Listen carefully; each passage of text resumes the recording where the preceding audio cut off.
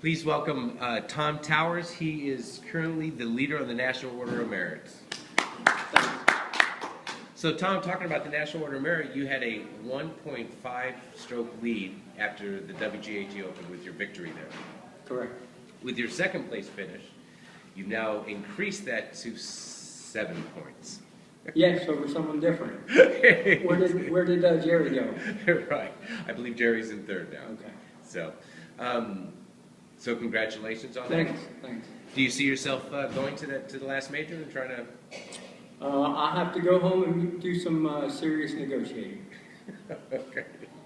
So I'm in the negotiating phase right now. So. Right. All right. So you were actually in the playoff with Rich McDaniel. Yes. Tell us what happened in those last 3 holes, because there's so many lead changes that happened.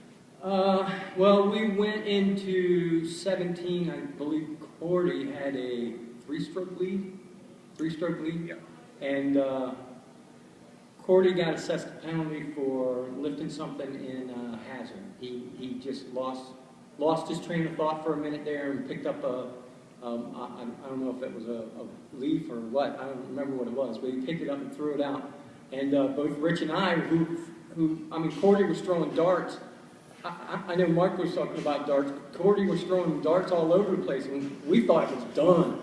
We thought it was all over. But so when he picked that up, Rich and I just looked at each other in amazement and went, I don't think you can do that. So he ended up getting a 2-stroke penalty there, which actually gave him an 8. I think we both bogeyed or double bogeyed, something like that. I think Mark Rich bogeyed and I double bogeyed. So we ended up tied going into the 18th. I think Cordy was still, he might have been 1 stroke ahead of us. We weren't entering anything at the time because we were still confused as whether it was 1 or 2 strokes. So I believe he was 1 stroke ahead of us, and we were tied at 2 under. And then Cordy hit his first shot into the fairway and then put his second shot in the water, so he had to take a drop. He ended up with a 6, I believe, and we ended up with 4, so we ended up beating him by 1 stroke, and we both were tied at 3 under. And then, of course, the first playoff hole, the fun just kept going. I mean, both of us hit pretty decent drives.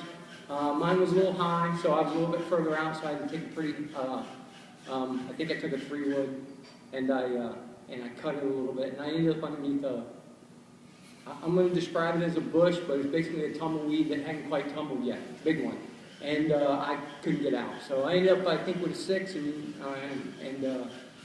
Rich had a 4, so, or a 5, something like that, I don't remember, but it was pretty much done at that point. Well, as a fan, just watching it was a lot. It was exciting to watch. The leaderboard, thanks for the entertainment. I went into the day obviously with an 8-stroke lead, and unfortunately in a golf course like this, an 8-stroke lead's not a comfortable lead. Yesterday I played a phenomenal second night, and I just couldn't get in the groove with anything today. And we were watching the leaderboard. And I was watching it slowly shrink, and then all of a sudden Adam, we were fixated on Adam after 9 holes. What was he, 11 under, 13 under, something like that? We're like, oh, here comes Adam. And of course, like we said, Cordy was throwing.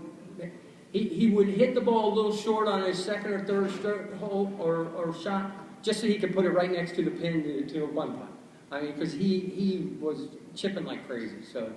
It was pretty interesting out there. Okay. And unfortunately for myself, I was doing the score, so I knew everything that was going on, so I had the ability to let it all affect me. Right. Which yesterday I wasn't scoring at all. Someone else was doing the score. So. Okay.